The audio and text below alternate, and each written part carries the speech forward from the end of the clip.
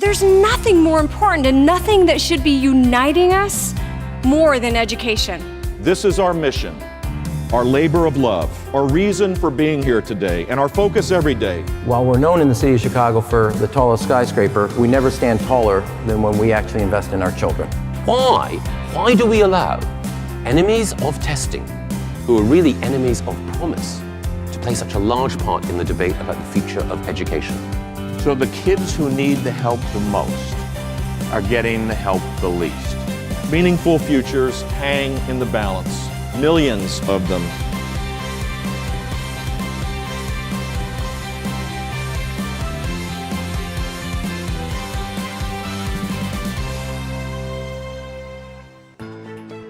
Thank you to all of you for the work that you do every day in order to give children a brighter future. Thank you for inviting me and my colleagues from England here. And thank you also for organizing an event which, for me and my colleagues, has been an inspiration.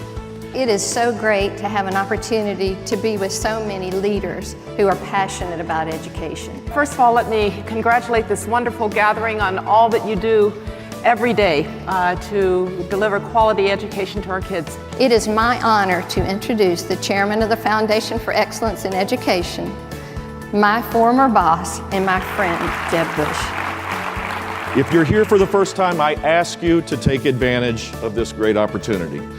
Fill your heads with knowledge, your hearts with inspiration, and then go home and become champions for children. Every decision that affects the public education system should be made with the interests of students first in mind. If they're placed in a great school with a great teacher, there really is no limit to what those children can achieve. But there are millions of children growing up in both our countries who will not have that chance. I do not understand the logic of promoting illiterate third graders into fourth grade. Ultimately, the quality of the standards determines whether a high school diploma is worth more than the paper it's printed on. In both our countries, access to those great educational institutions is rationed and restricted, increasingly, to those who live in upscale neighborhoods, have parents who have access to connections, and who've been supported by stable families from birth.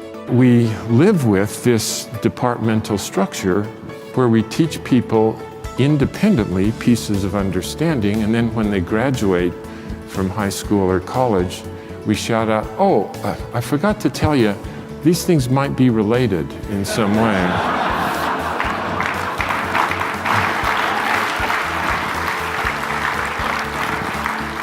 It's something we need to change. We need to look at having standards so that the kid in Texas or in Mississippi or in California has those same skills to be competitive.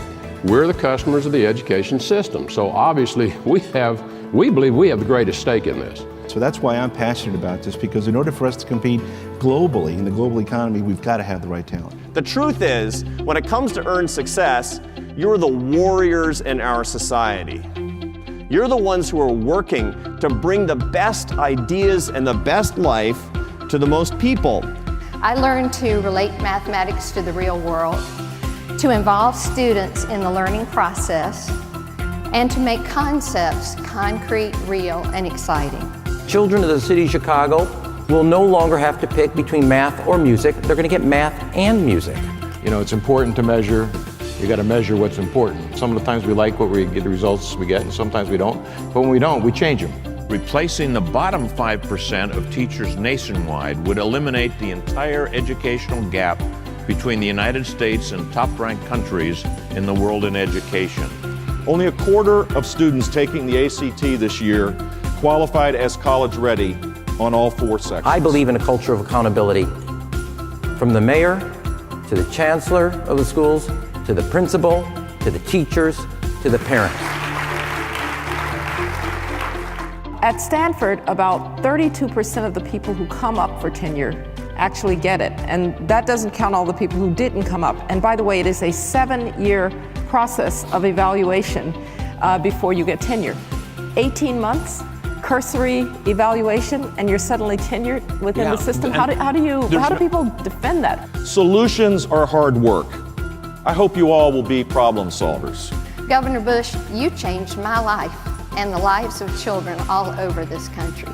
I know you think the world of him. I certainly do. Governor Bush, thank you for everything you have done and do.